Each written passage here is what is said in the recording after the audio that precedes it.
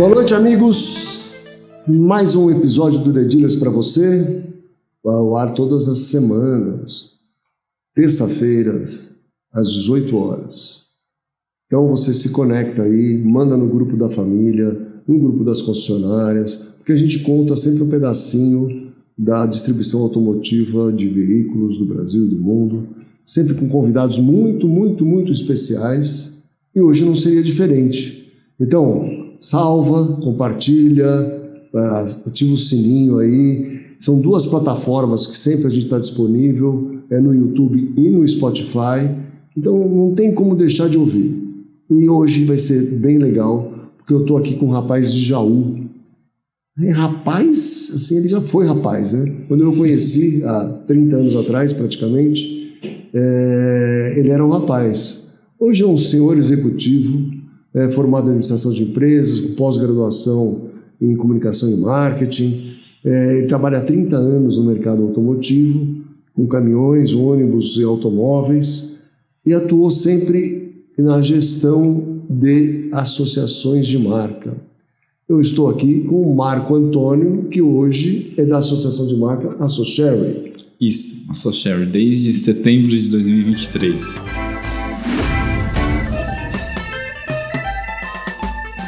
Muito bom. Mas antes disso a gente passou junto muitos anos na Sobens, não foi? Quantos anos? Sim. 30 anos. 30 anos por aí, né? 30 anos de Sobens. Foram 29. 29. Menos um, 29. 29. Muito bom. Como é que você caiu nesse mundo de associação de marca, concessionária e montadora? Então, eu acabei conhecendo a Sobens. Na época tinha uma vaga para comissão de ética. Eu tinha feito, depois da administração, tinha feito 2 anos de direito, estava naquela, vim para São Paulo, vou continuar, vou trancar, não sabia muito bem o que fazer. E aí a vaga tinha alguns requisitos que era interessante ter alguém que entendesse um pouco de direito, de processos, porque era para questão de vazão de área. E aí a época também, além dessa função de trabalhar com os processos, você tinha também uma questão de viajar. Na época a gente chamava de diligência, né? Então um concessionário, as coisas eram bem informais, as notas fiscais, essas coisas todas, e era muito comum um concessionário colocar o endereço, fazer a venda para um cliente de outra área, colocar o endereço da área dele, e na época tinha que ter essa checagem em loco aí, né? Isso não acontece mais?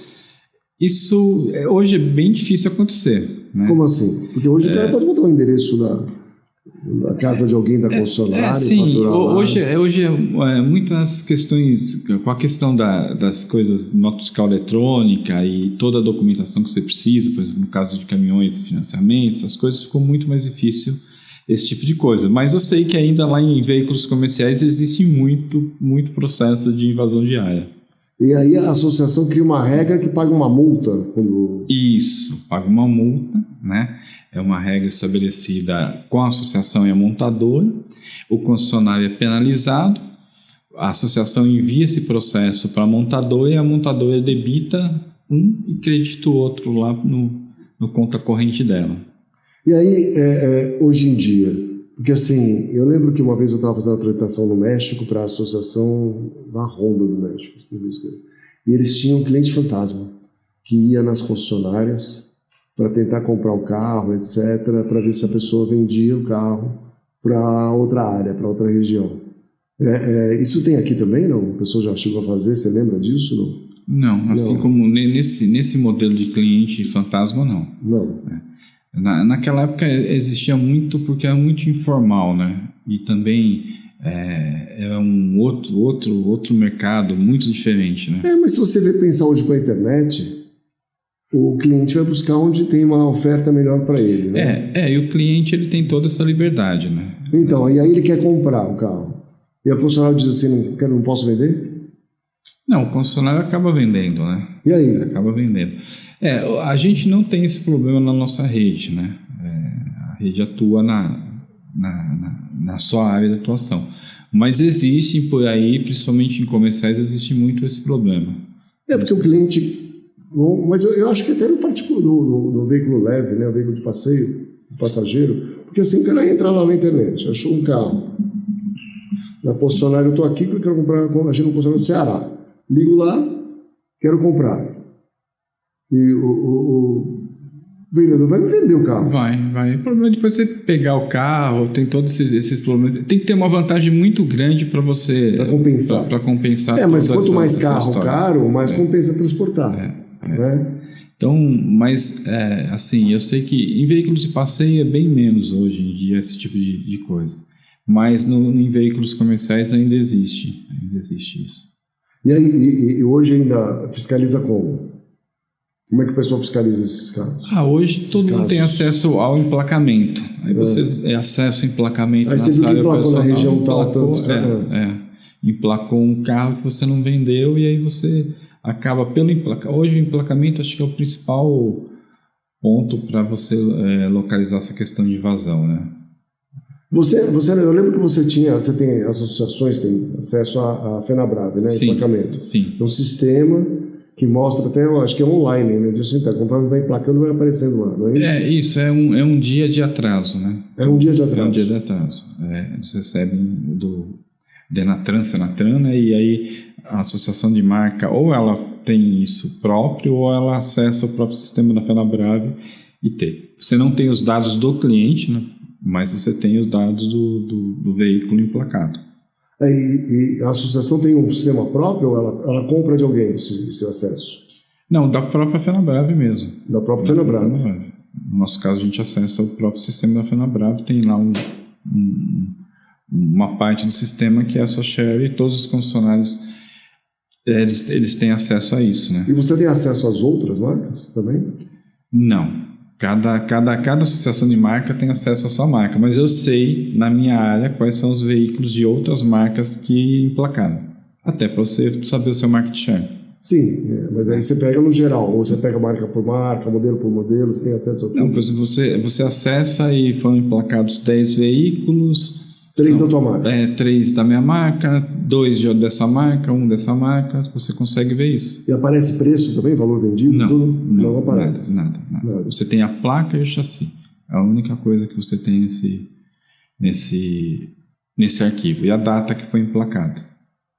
E aí, você faz as análises baseado nisso? Sim.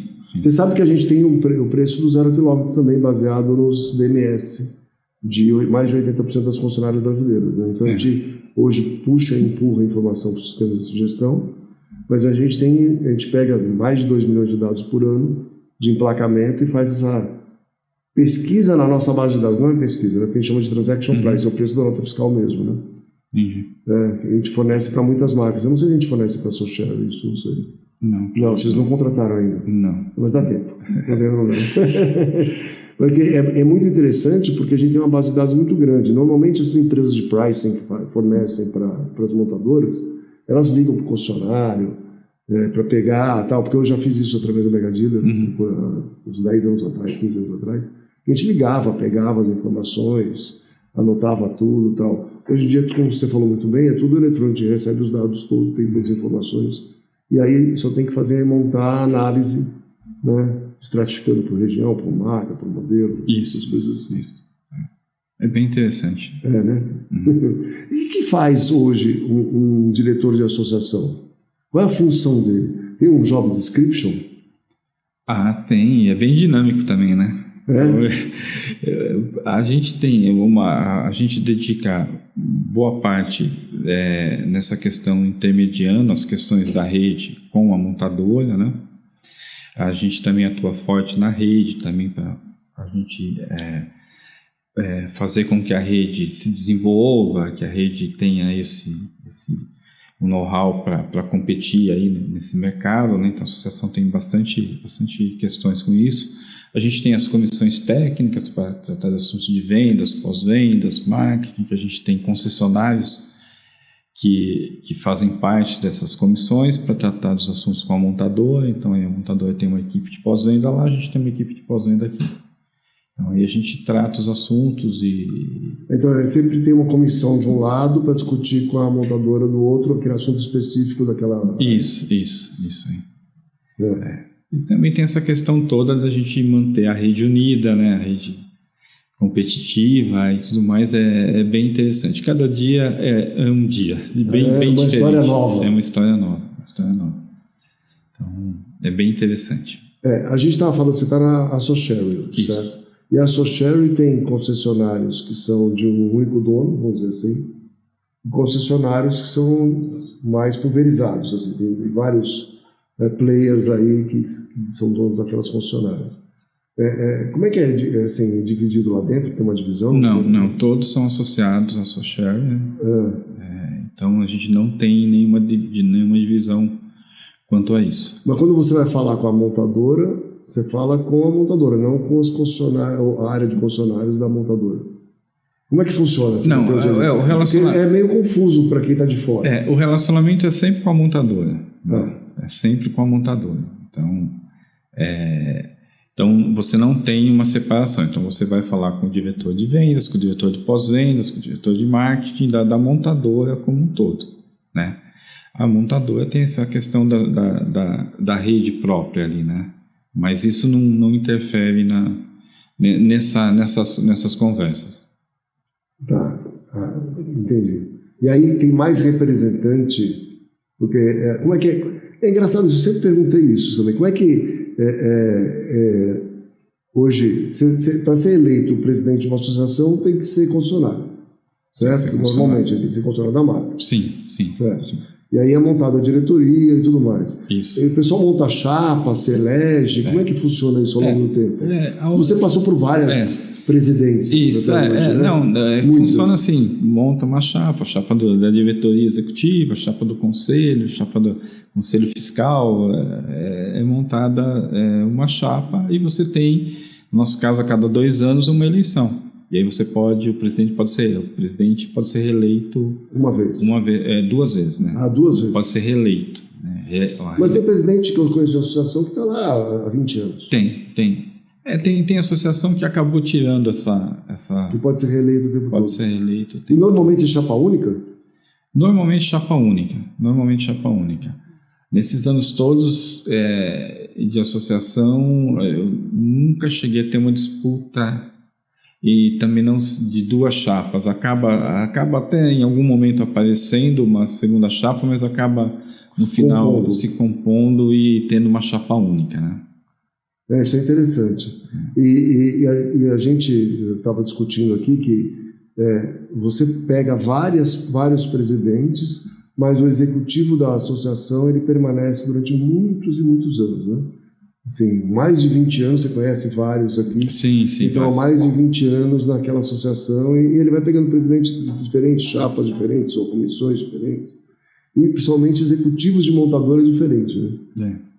E você acha que isso é devido a quê? Eu acho que é uma série de competências, né, que esses executivos que estão há muito tempo nas associações têm, né?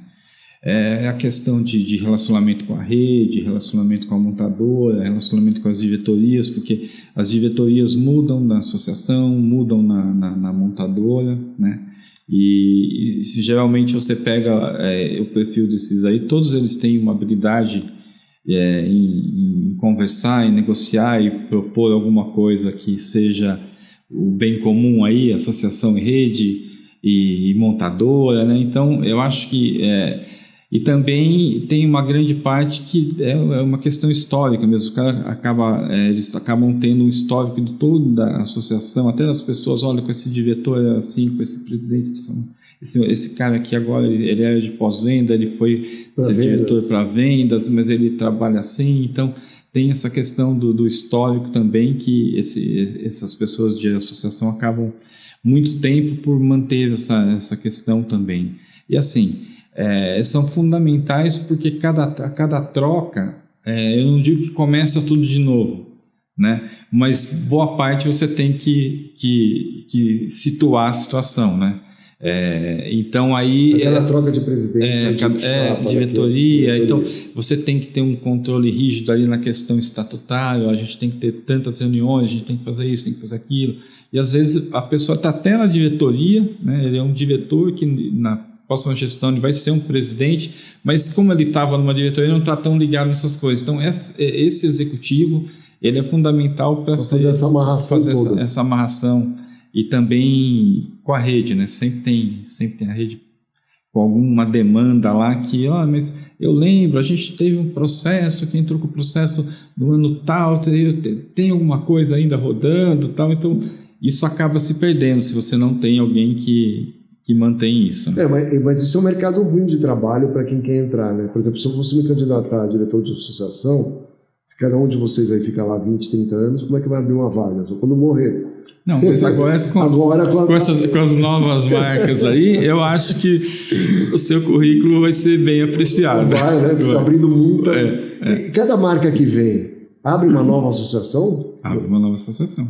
Então, nós vamos ter, 15 novas associações esse ano. Isso, vamos ter. Então tem vaga disponível.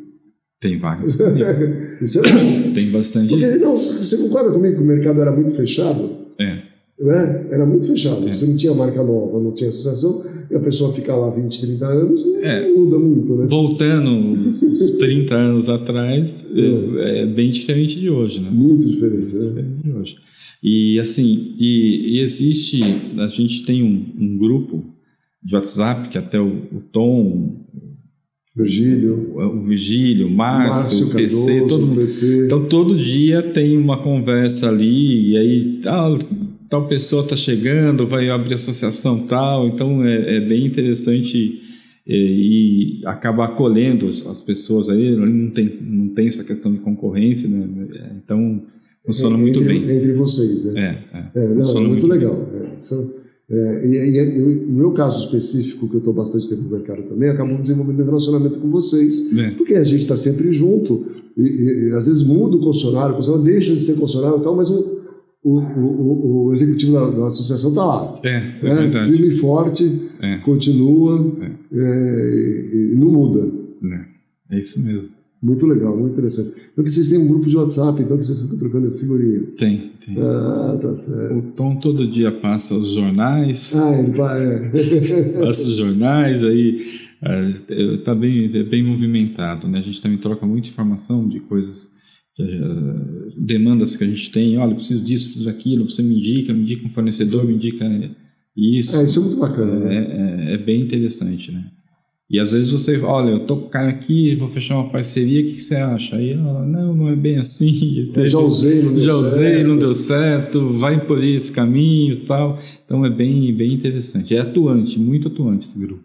Que legal. Vocês já pensaram em fazer uma associação de diretores executivos de associações? Mas daria para fazer, né? Poderia ser. Poderia ser. Um clube, uma federação, uma comunidade. O grupo do WhatsApp já tem. Nós precisamos montar e organizar isso, formar, fazer um estatuto, olha só. Vocês têm prática nisso. Já dá para fazer. Já dá para fazer. Não, é muito interessante, porque hoje vocês, como você falou muito bem, vocês são intermediário entre a rede e a montadora. Né?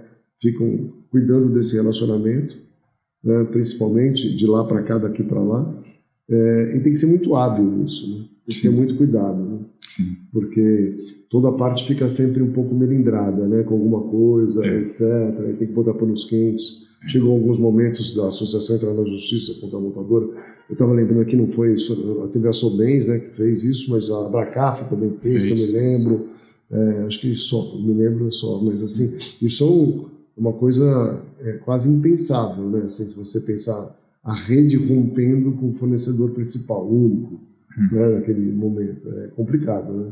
É bem complicado. Esses momentos geralmente são bem difíceis, né? E quando chega nisso, Então, acho que a grande arte de vocês é evitar chegar nisso, né?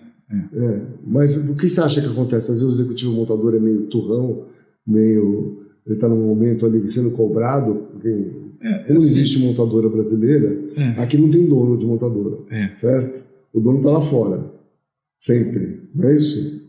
O dono principal está lá fora. Né? Aqui tem alguém que toca a representação, de alguma forma. Né? Eu acho que aí são muitos fatores, né, para você chegar numa briga mesmo. Né? Então, depende muito de questões mesmo legais ou não tão tão legais aí, né, que acontecem no meio do caminho, né? Mas, assim, todas essas duas aí que a gente sabe acabaram depois fazendo um acordo. Tem que fazer, né? Porque assim, um é o braço da outra, né? E não vive do jeito que foi montada a distribuição, somente a brasileira, né? Que aqui ainda não tem modelo de agência, como se pensou, etc. É um modelo da distribuição, convenção de marca. Isso. Né? A Renato Ferrari, que regula tudo isso e pronto. O diretor executivo ele tem um papel importante, porque como mudam as pessoas às vezes na montadora, então, olha, isso aqui não pode ser, não é bem assim. Já disciplinaram sobre esse tema aqui, a gente tem que ir mais por aqui. Então isso acontece, né? Que ele sabe, às vezes o executivo que entra sabe menos sobre a rede do que você, óbvio. Né? Você está lá dentro há não sei quantos anos, conversando com todo mundo, você sabe o que está acontecendo e os acordos anteriores que foram feitos. Isso. Né? E essa aderência que tem que ter a essas questões aí, né? E você está numa montadora hoje sino-brasileira, certo? Isso. Apesar de não existir montadora brasileira, mas os veículos são fabricados aqui, né? Alguns. E como é que você vê essa invasão chinesa com muita marca diferente? Imagina na cabeça do consumidor que ele não sabe quem é quem direito. Como é que você vê isso? Nem a gente sabe direito, né? A gente toda hora você vê uma nova marca chegando e aí você vai estudar o que esse cara vai entrar onde, o que ele quer, qual produtos que ele tem, né? Está acontecendo agora o salão lá em Xangai, então o que vai chegar de coisa, né, de novidades, só vi essa marca, vai chegar, não está ainda, vai vir. Então, boa parte da rede foi para lá, não foi ver só Xangai. Foi, teve bastante gente que tá lá. E aí eu acho que ainda o consumidor, assim, essas maiores que estão aí, então já fazem um barulho. Agora essas menores que estão chegando levam um tempo ainda, né? Porque às vezes até os nomes são muito estranhos, muito diferentes, né, do que você faz. Então, mas o que é maior e o que é menor? Porque você tem fabricantes que são gigantes. Com um monte de marca que às vezes é uma marca que tem nome estranho, não é representativa, tem poucos modelos. Então, isso que eu te falava, são poucos, às vezes tem alguma que vem já segmentado, só vou ter esse carro, ou só no segmento de luxo. Então essa daqui, uma boa parte já descarta, não, eu vou SUV, eu vou fazer isso aqui, eu vou para aquele segmento. Então eu acho que ainda é bem difícil ainda identificar, né? E quando é que você acha que vai chegar o chinês de R$70 mil? Olha, é uma boa pergunta. Eu não sei se eles querem brigar nessa faixa, né? Porque se a margem é menor, poderiam hoje teria a condição de ter, né, um carro desse tipo chinês, de qualquer marca deles lá, mas eu não sei se o interesse deles é brigar aqui embaixo ou em algum outro segmento onde ele possa... Porque ele vem com uma linha bem específica sempre, né? A própria Caoa Chery tem uma linha bem ajustada ali. O Arizo, que era o único sedã, né? Não sei se ainda está vindo ou não. Sim. Mas é que vende menos, né? Isso. O que vende mais no Brasil é SUV, e aí tem os SUVs, eu acho que só tem dos 5 para cima hoje, não é isso? Isso. Tem os 5, 7, 8. 5, 7, 8, né? Então, só tem nessa faixa mesmo que você falou, né? Por que você acha que não muda muito? Porque o que o pessoal mais quer é esse tipo de carro, eu concordo com você.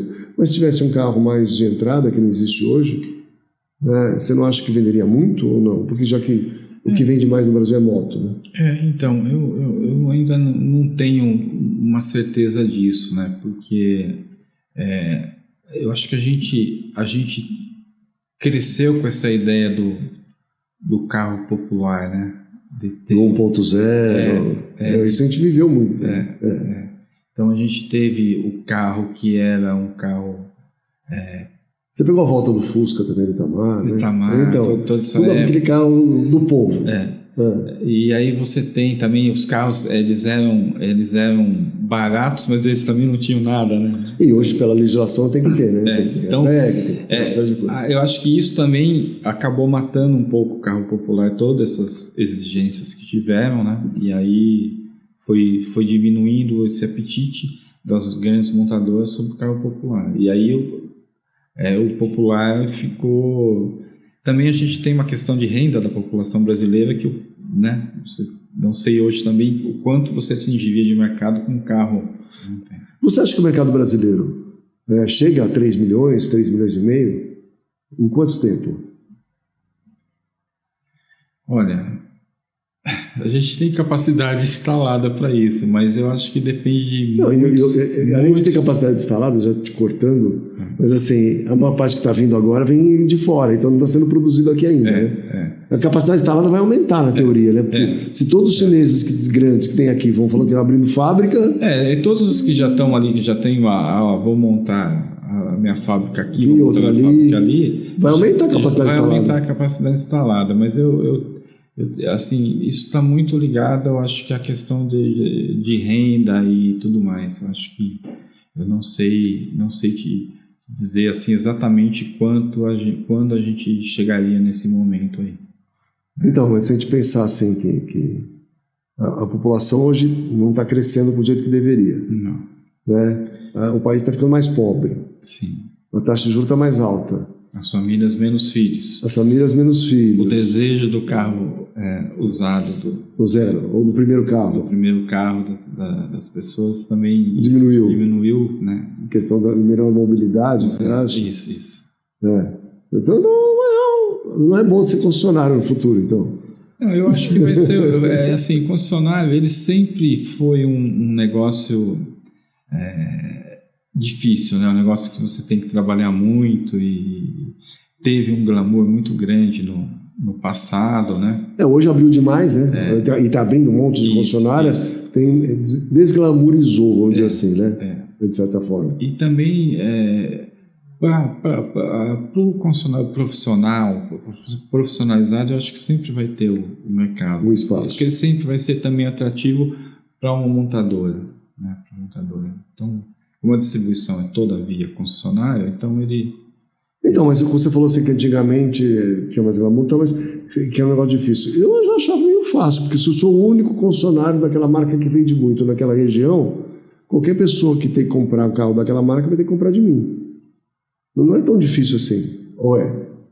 Né? Não, hoje é por conta de... Hoje sim, mas se você pensar no modelo tradicional, ou seja, eu tenho uma marca que é desejada, né? Eu fui nomeado numa região que só tem eu. O que eu tenho que fazer, entre aspas, é tirar pedido. Ou não? Não é. Hoje em dia já não é mais a questão do tirar pedido, né? Hoje em dia não, concordo com você, porque agora tem muita marca, né? No passado... E menos demanda, assim, a demanda não cresce proporcionalmente à marca, né? No passado, você tinha na cidade a concessionária Ford, a concessionária Volkswagen e a Chevrolet. Aí você tinha que escolher 23. Isso. Né? Aí depois veio a Fiat, depois vieram os coreanos e agora vieram os chineses. Isso. Então, a Fiat já deu uma balançada boa nesses três aí. E depois veio toda essa mudança. Então, é até difícil comparar, né?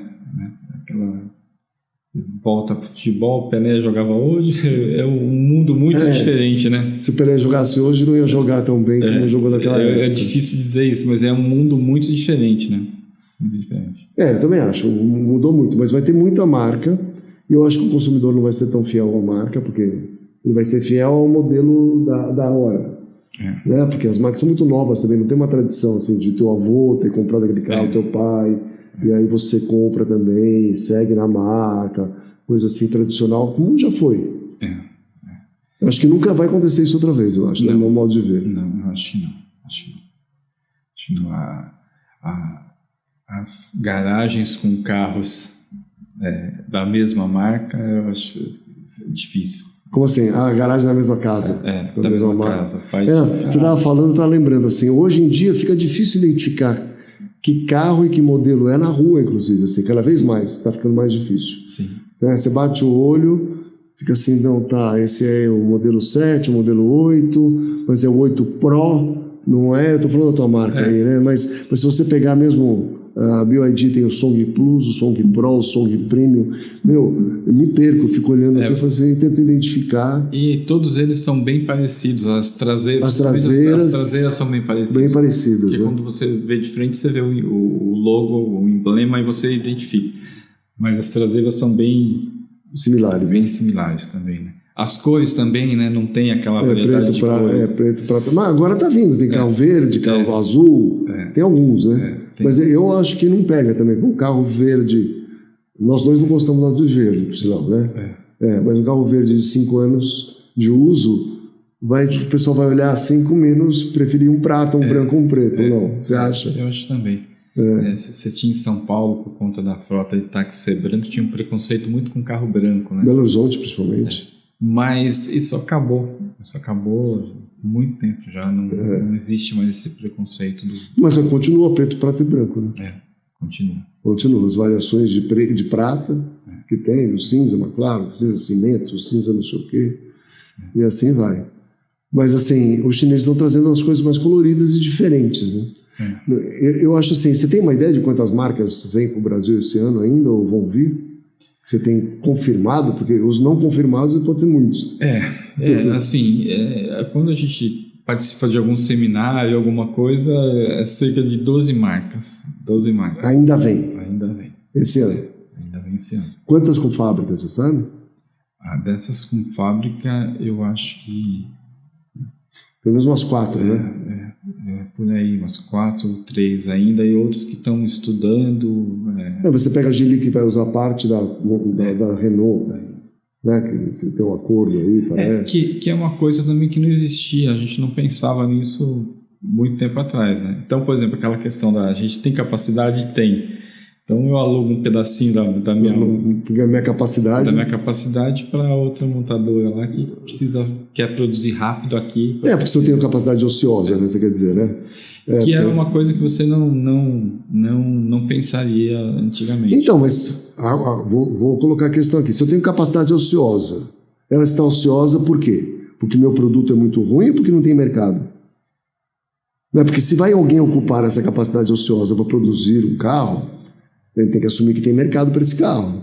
Por que eu mesmo não produzo e vendo o meu? Porque eu tenho que ceder para outro? Eu acho que uma parte é dimensionamento mesmo de fábrica, né? Se pensou no passado alguma coisa, e também a questão de manter. Eu posso tornar meu carro mais competitivo se eu fizer uma parceria e alugar uma parte lá para outra montadora produzir um carro que não vai competir comigo, talvez. Você acha que vai ter bastante concessionária de marca tradicional fazendo córnea com chinesa, assim, de um lado ou de outro? Quer dizer, o cara faz um showroom, né, da marca, sei lá, eu vi outro dia, uma marca Volkswagen de um lado e do outro lado tinha 2 chinesas. No mesmo dono, no mesmo ambiente, no mesmo lugar, na mesma oficina. Eu não vi nessa questão colado, mas em frente já existe, já tem bastante assim. E isso vai acontecer cada vez mais. A própria Stellantis, que vai trazer uma marca chinesa, vai compartilhar o quê? Acho que não vai ter concessionário uma rede separada própria. Vamos vender mesmo. E assim, como acaba sendo no mesmo bairro, às vezes na mesma rua, né? Sempre tem um galpão. Ele monta a marca chinesa, no caso, do lado da concessionária dele. É mais fácil, né? E tem esse preconceito, por exemplo, assim, hoje você tem a marca Kawasaki. Se eu quiser ter uma outra chinesa, existe um preconceito em relação a outra marca? Assim, eu ouvi falar que, por exemplo, quem tem BYD não pode abrir outra chinesa. Existe isso? Você já ouviu falar sobre isso? Não, esse sempre existe, né? Sempre como era Toyota e Honda, entre os japoneses. Eu acho que isso também, o que aconteceu com as marcas todas, né? Antigamente você tinha que ser Ford, só Ford, não precisa ser mais nada, né? Não precisa ser Chevrolet. Hoje eu acho que só no segmento de pesados mesmo que é difícil você ter uma concessionária de uma marca e de outra. O contrário dos Estados Unidos, né? Nos Estados Unidos você tem no mesmo estabelecimento várias marcas pesadas, né? Porque eu trabalho classe 3 e 4 em um, 5 e 7 outro, 8, 9 outra. Entendeu? As classes, a capacidade de carga é diferente para cada um, eu só fabrico aquela capacidade de carga, eu não tenho uma linha completa, então eu vou fatiando nas marcas no mesmo estabelecimento. Isso acontece muito nos Estados Unidos. Né? E hoje, por exemplo, você pega Stellantis, que é bem comum, todas as marcas dela, uma do lado da outra. Às vezes ele entra em uma e ele dá a volta e vai tomar café na outra. Ele vai passando o showroom, às vezes até interligado, ele vai passando... Então, mas aí, será que isso vai acontecer com o chinês também? Assim, vão começar a dividir showroom? Porque assim, também não dá para abrir tanta concessionária nova em diferente como está hoje, né? Não. E também tem essa questão de otimizar, né? Claro, o espaço. Tudo, o espaço, tudo, a questão.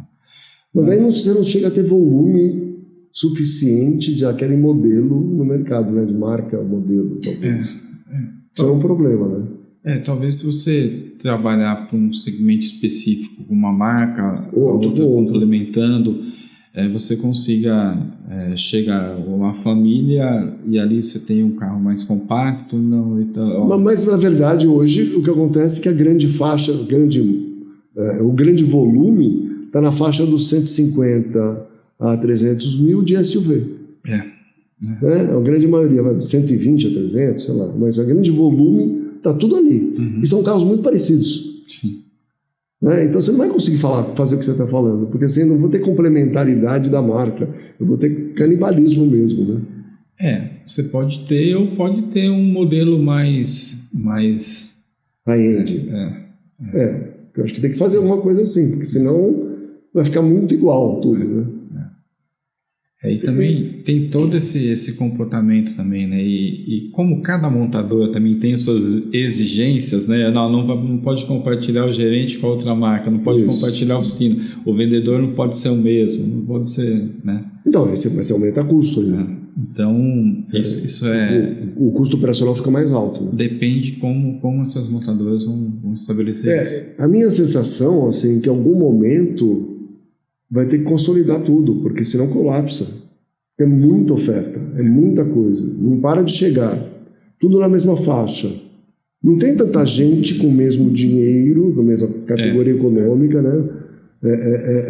Para comprar esses carros da mesma forma. Ou a gente puxa quem está embaixo para cima, é possível. Então tinha que acabar quem está com moto para comprar um carro usado e quem está com carro usado para comprar um novo. Né? Então, no meu modo de ver, só se consegue isso com crédito, né? Liberando dinheiro para todo mundo poder. Talvez saia um pacotaço eleitoral, aí a gente não sabe, né? Mas assim, eu não vejo essa situação. Né? Daqui a um ano, por exemplo, a gente vai ver, aumentou a rede de concessionários em sei quantos mil, né? E aumentou a oferta de veículos em sei quantos, e a demanda não vai chegar nos 3 milhões, como é que faz? É bem complicado mesmo, bem complicado. E você acha que o tarifaço aí vai afetar a gente como? Eu acho que pode afetar de diversas formas, inclusive até indiretamente, né? Porque começou com a tarifa, depois começaram com as negociações e outras negociações mais complexas aí, né? Mas a gente não importa nem exporta para os Estados Unidos manufaturado. O nosso vai ser a alíquota nossa é 10%. Então, mas aí tem, por exemplo, a China, que é um mercado que exporta muito para a gente aqui, né?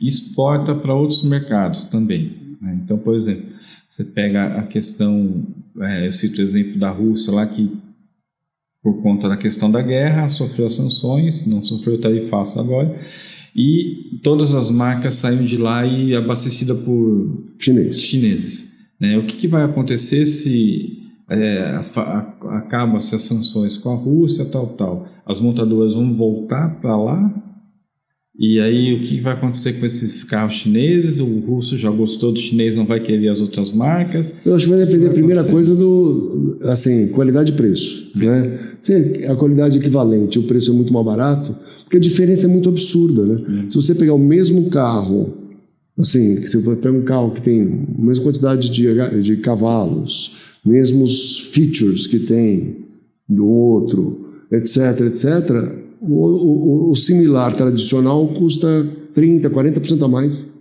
Não estamos falando de 10%. Né? Às vezes chega a ser o dobro.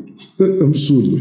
E aí fica muito, quer dizer, eu não acho que se abrir um espaço para o chinês entrar, e aí a Anfávia fez um trabalho até para tentar segurar, mas não conseguiu muito.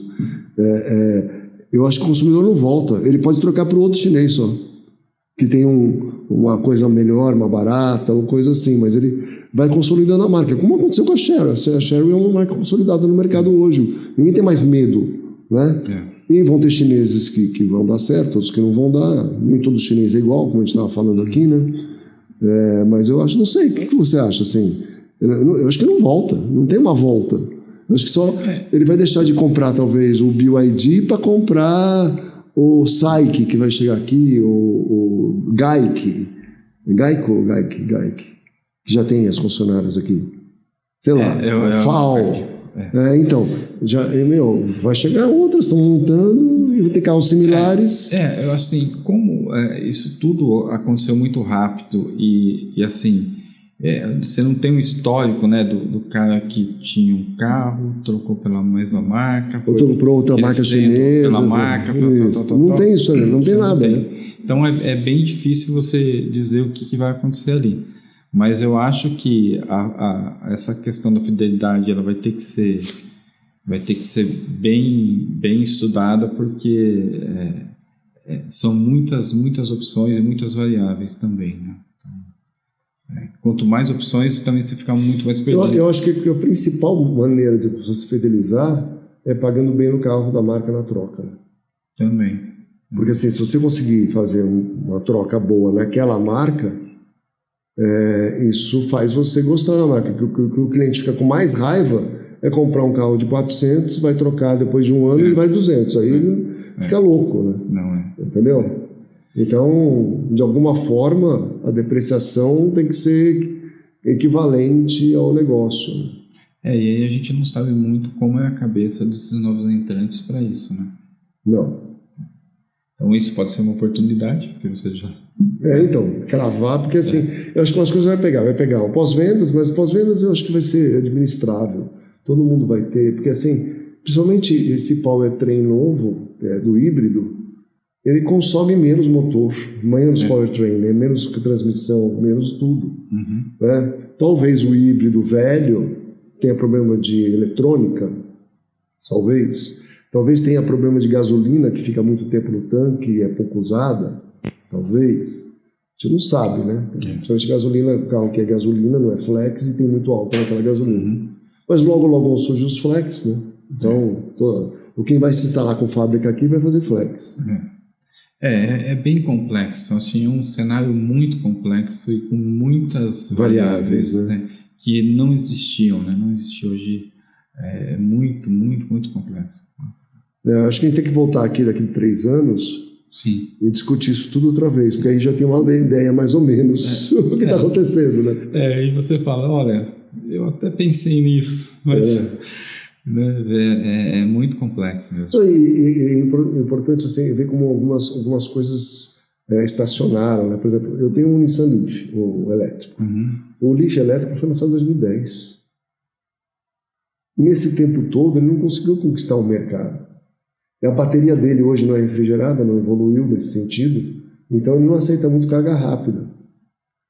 Não é interessante isso? Então ele sofre, nós já não trazem mais. O preço era quase R$300 mil, né? Então ele hoje é muito desvalorizado. É um excelente carro, é um carro muito bom, mas tem esses problemas de tecnologia, né? Bateria não refrigerada, a autonomia baixa, não muito grande, né? Mas, por exemplo, eu considero para o meu dia a dia um carro maravilhoso. Eu rodo 150 km por semana, no máximo, 160, Tá, a autonomia do carro é 210, então eu abasteço o carro uma vez por semana, à noite, né, em casa, em carga lenta, um carro perfeito. Eu tenho que trocar a palheta uma vez por ano no carro, só. Isso porque eu gosto de trocar a palheta uma vez por ano, tem gente que não troca, né? Entendeu? Então, assim, é muito bom. Agora, parou no tempo, né? Então vão ter outros, assim, que vai acontecer isso, né? Sim. E também a questão da evolução, né, as coisas também elas tendem a evoluir rápido, então ter soluções para isso. Daqui a pouco tem um cara que vai pegar essa bateria e vai fazer isso. Não, peraí. Cria uma refrigeração para ela, né? Eu troco, fiz uma nova. Eu fiz um upgrade. Você rodava 200 km, vai rodar 500. Então pode ser isso, pode existir. Né? Esse mercado já tem gente pensando nisso, né? Eu acho que sim, mas como você sabe muito bem, a mudança numa linha de produção de uma montadora, ela normalmente demora 5 anos, quer dizer, planejar com muita antecedência, né? Por isso que existe essa dificuldade das montadoras tradicionais se adaptarem nesse novo momento, porque já estava tudo planejado de outra forma, né? É verdade, isso é verdade. Aí fala que agora vai ser tudo elétrico, a Europa deixa de ser. Então, só quem estava já na linha do zero, já construído daquela maneira. Agora, realmente substituir só a bateria, ou fazer um upgrade de bateria, ou não sei o que, eu acho que vai acontecer, né? Isso tem que acontecer de alguma forma. Eu acho que o Brasil é um mercado para acontecer isso, né? Para ter alguém para desenvolver esse tipo de coisa. Não, gambiarra o pessoal vai fazer. Isso quer dizer, fazer um jump aqui na bateria, um fiozinho ali, um fiozinho aqui, vai pegar fogo, né? Acho que em algum momento vai ter alguém, o professor Pardal aí. O professor Pardal fazendo essas coisas. Vai ter, eu acho que a coisa não para, né? Mas eu estava vendo até um vídeo no português que ele tem voltando ao Nissan Leaf 2010. Ele comprou zero. Ele falou assim, eu usei o carro durante 15 anos. Hoje o carro está com autonomia de 60 km. Ele falou, caiu uma tecnologia antiga, porque hoje as baterias duram bem mais que isso. Ele falou, mas, assim, quase não abasteci em casa, não gastei nada com o carro, não gastei manutenção, não fiz nada. Então o carro se pagou. Se eu quiser jogar no lixo hoje, ele está pago. Né? Ele está pago, porque, assim, eu usei muito o carro e não gastei nada. Né? Comparado com outros carros, etc. E cada vez mais a gente estava falando qual é o ciclo de troca, né? Que a gente não sabe qual vai ser. Mas eu acho que do carro elétrico ele vai ser mais longo. Porque quilometragem, mesmo do híbrido plug-in, né? Você não sabe quanto tempo o cara rodou no elétrico, quanto rodou na combustão. Se rodou muito no elétrico, o elétrico é ilimitado, o motor não acaba nunca. Né? Pode ter uma durabilidade de bateria, mas não acaba nunca. E vai ficar ali a combustão. A combustão pode ter problema? Pode, porque vai ficar gasolina velha, talvez. Não trocou óleo, porque também não usou, sei lá, troca por tempo.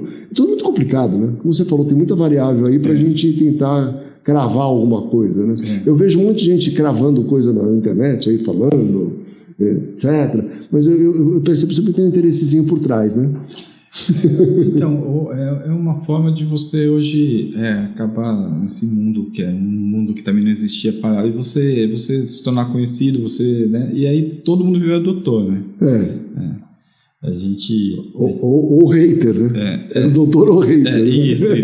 A gente antigamente só entendia de futebol, né? Hoje você entende que como sai um assunto 5 minutos agora, você já pode entrar e escrever sobre esse assunto. No ChatGPT já está tudo pronto. E você já escreve, já vira doutor. Dar sua opinião sobre aquele tema e muita gente vai aderir à sua opinião, vai replicar a sua opinião. Olha, eu vi um cara lá que ele entende muito, ele disse que vai acontecer isso. Olha só. E o pessoal parece que gosta disso, né? Ele gosta de tomar partido, de seguir uma manada do lado de cá, do lado de lá, mas seguir uma linha e odiar o resto. Isso acontece, uma questão... Uma paixão. Você pega a eleição para qualquer cargo, prefeito, governador, chega um momento que meu candidato não vai ganhar, eu vou votar no que vai ganhar. Até hoje existe isso, né? Eu vou votar naquele que tem mais chance, eu não vou votar naquele que é mais como que ideia. Tem muito, existe ainda hoje, né? Então, Se por uma questão dessa, então questões menores ainda são... Eu estava vendo comentário, né? Eu fico vendo na internet, no Instagram, teve um post do lançamento de um carro e falando sobre o carro e tudo mais. A maioria das pessoas que opinam sempre nunca tiveram carro, vamos supor, híbrido, elétrico, sabe? E falam, todo mundo tem uma voz ali para falar sua opinião, né? Sim. E normalmente é uma opinião apaixonada. Eu vou dizer assim, ou tá falando um monte de besteira contra ou um monte de coisa a favor. Não tem umas pessoas assim, a racional, que fala assim, acontece isso. Não, isso. exatamente. É muito interessante. É bem complexo isso aí. Parece torcida de time de futebol, né?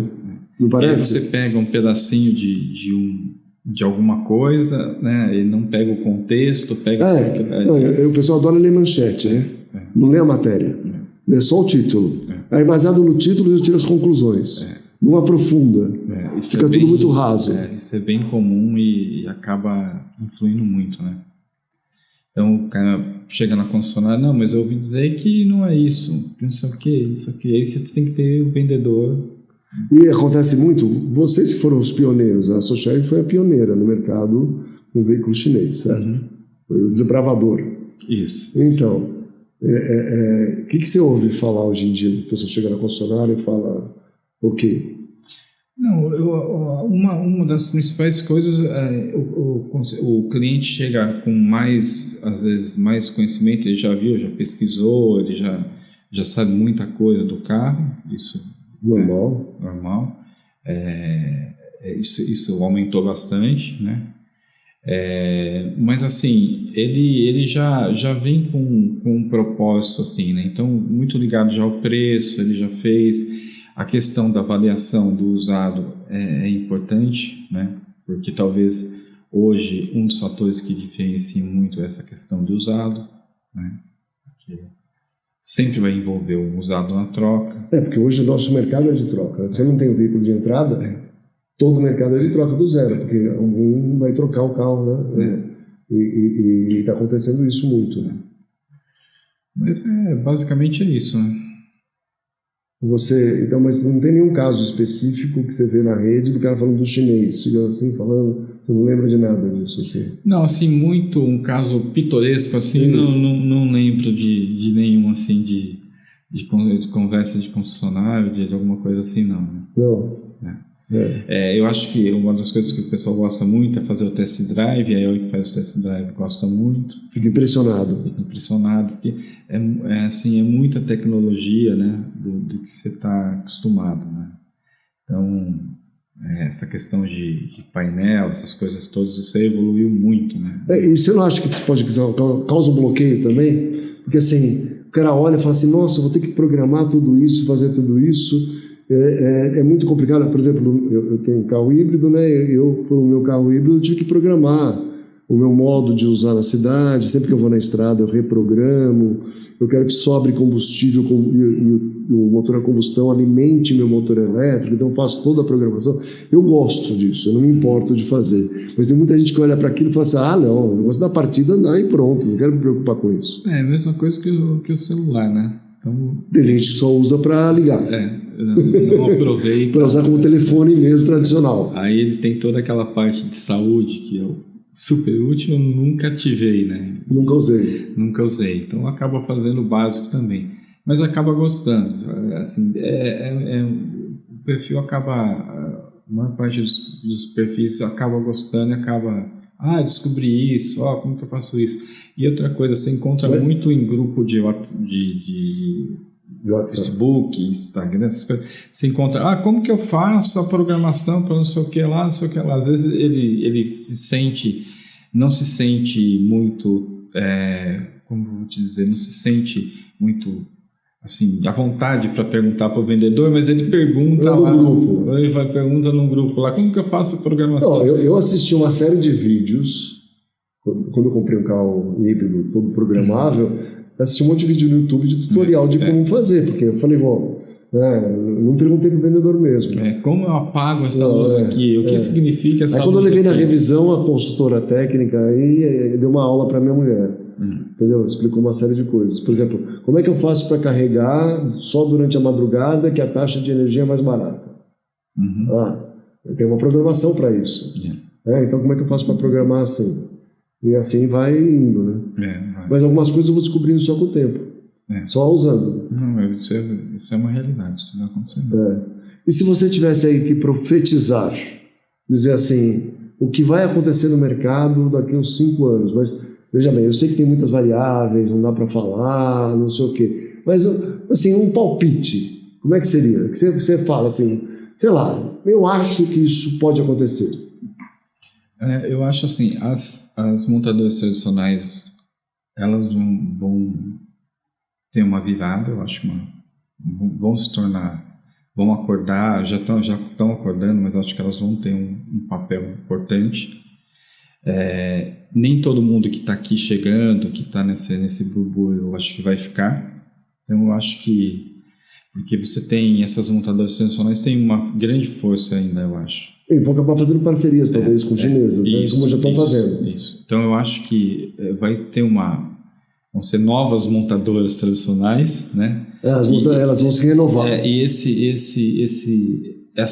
entrantes todos também vai ter uma seleção natural aí que vai acontecer. Acho que isso é uma das coisas que eu acho que provavelmente aconteça. Então, hoje a gente tem o quê? Umas 20 marcas chinesas já no Brasil para esse ano, chegando. Quanto você acha que fica nos próximos 5 anos, das 20? Ou vem até mais, né? Pode vir? É difícil, né? Porque talvez tenha sai um, vem dois, né? Então você não tem, eu não sei, mas eu acho que vai ter uma seleção natural ou vai ter marca que vai atuar num segmento muito específico ali, com volume bem baixo e vai continuar. Eu acho que, né, acho que vai ter alguma coisa nesse sentido vai acontecer. Um presente para você aqui, Antônio. Aqui, muito obrigado. Valeu. Seu vinho italiano. Olha só. Aproveitar o friozinho agora. Não, excelente. Excelente mesmo, isso aqui é muito bom. Muito obrigado. Eu que agradeço você ter vindo aqui, tá bom? Muito obrigado mesmo. Até mais. Valeu.